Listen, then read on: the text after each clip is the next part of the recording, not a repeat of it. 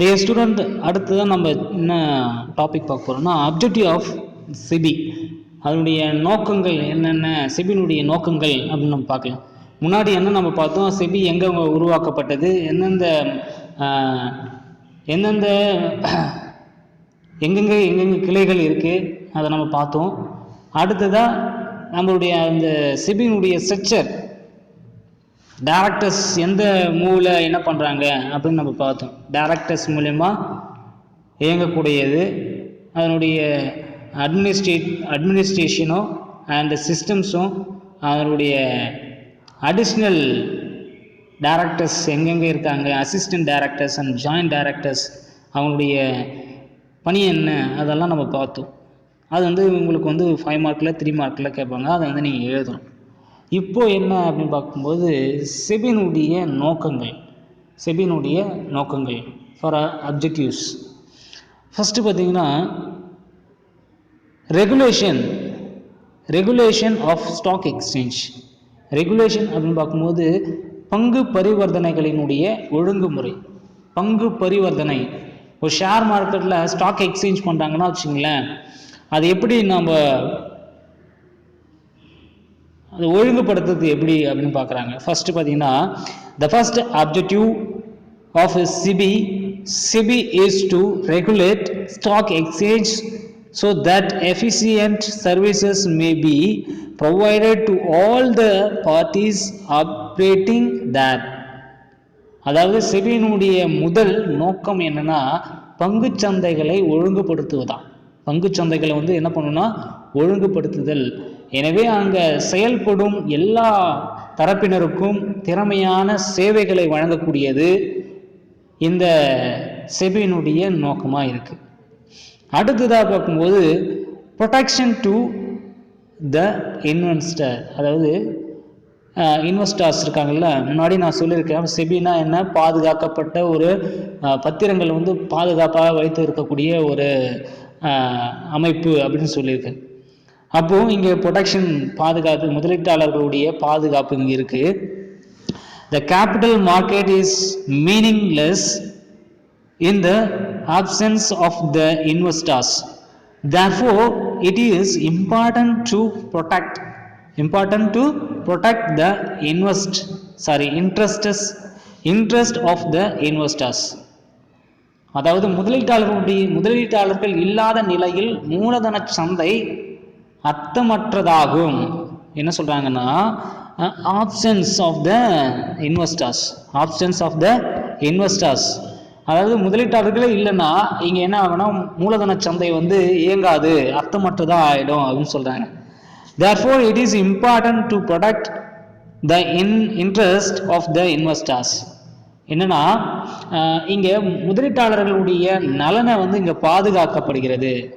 என்னன்னா முதலீட்டாளர்களுடைய நலன்களையும் இங்கே பாதுகாக்கப்படுகிறது. The protection of the interest of the investors means protecting them from the wrong informations given by the companies in their prospectus, reducing the risk of delivery of payment etc. அதாவது முதலீட்டாளர்களுடைய நலன்களை பாதுகாத்தல் என்பது நிறுவனங்கள் இருக்குல்ல, அது தவறான தகவலை தகவல் அறிக்கையில் வழங்கி இருக்கும் பொழுது மற்றும் வழங்கல் மற்றும் செலுத்துதல். இப்போ ஒருத்தர் கொடுக்குறாங்க, ஒருத்தர் வாங்குறாங்க அப்படின் போது அந்த அபாயத்திலிருந்து அவர்களை காப்பதற்காக இந்த செபி ப்ரொடெக்ட் பண்ணுறாங்க, இன்வெஸ்டர்ஸை இங்கே ப்ரொடெக்ட் பண்ணுறாங்க. நெக்ஸ்ட் பார்த்தீங்கன்னா செக்கிங் த இன்சிடர் ட்ரேடிங். அதாவது செக்கிங் த இன்சிடர் ட்ரேடிங், அதாவது உள்வழி வியாபாரத்தை சரிபார்த்தல் சொல்கிறாங்க. உள்வழி வியாபாரம் இருக்குல்ல, என்னென்ன உள்வழி வியாபாரம் அப்படின்னு பார்க்கலாமா? இன்சிடர் ட்ரேடிங், அதாவது insider trading means the buying and selling of security by directors, promoters etc. நிறுவனத்தினுடைய இங்க என்ன சொல்றாங்கன்னா, அங்க இங்க நிறுவனத்தினுடைய சில ரகசிய தகவல்களை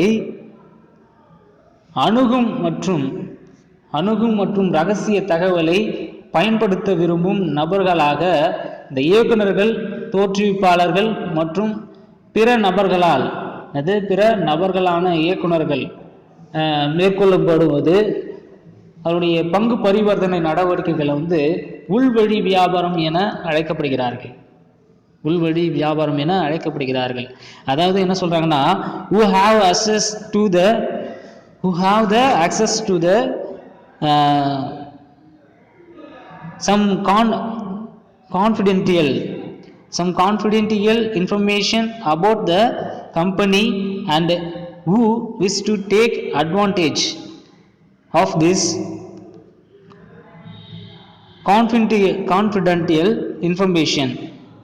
This affects the interest of the general investors and is essential to check this tendency.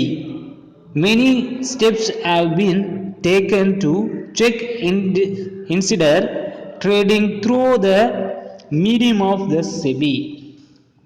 அப்போ பொது முதலீட்டாளர்கள் நலன்களை பாதிக்கிறது மற்றும் இந்த போக்கினை சோதிப்பது மிகவும் அவசியமாக இருக்கிறது அப்படின்னு சொல்லிட்டு என்ன பண்றாங்க, செபியினுடைய வாயிலாக உள்வழி வியாபாரத்தை வந்து சரிபார்க்கக்கூடிய பல நடவடிக்கைகளை வந்து இவங்க எடுக்கிறாங்க.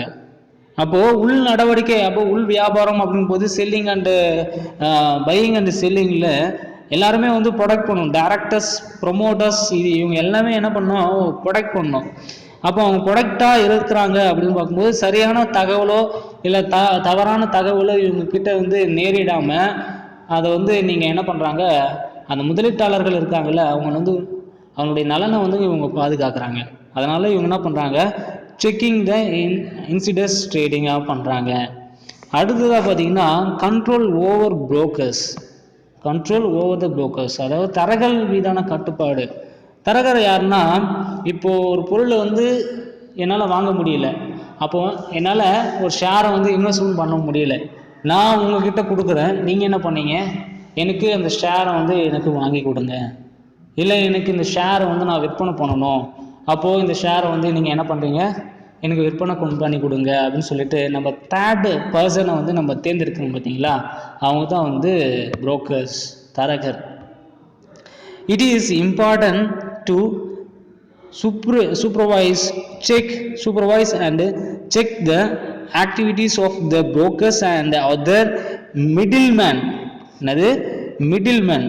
மிடில்மேனை வந்து நம்ம தேர்ந்தெடுக்கும் போது in order to control the capital market.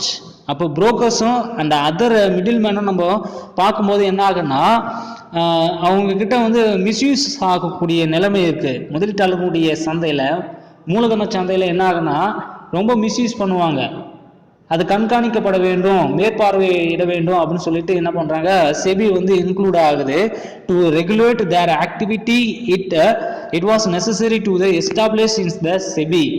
அதாவது மூலதன சந்தையை கட்டுப்படுத்த தரகர்கள் மற்றும் பிற இடைநிலையர்களுடைய நடவடிக்கைகளை மேற்பார்வையிடுவது, கண்காணிக்க வேண்டியது ரொம்ப அவசியம் அப்படின்னு சொல்லிட்டு இங்க செபி சொல்றாங்க.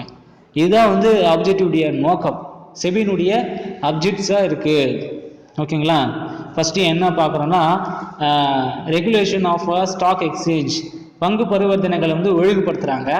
அடுத்ததான் என்ன பண்ணுறாங்க, இன்வெஸ்டர்ஸை வந்து ப்ரொடெக்ட் பண்ணுறாங்க.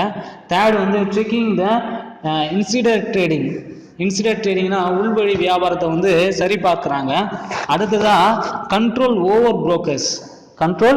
ஓவர் த புரோக்கர்ஸ்ன்னு பார்க்கும்போது அவங்க தரகர்கள் மீதான கட்டுப்படுத்துதலை வந்து அவங்க சரிப்படுத்துகிறாங்க. இதுதான் வந்து நோக்கம், அது அப்ஜெக்டிவாக இருக்குது. நெக்ஸ்ட் வந்து ஃபங்க்ஷன்ஸ் ஆஃப் செபி.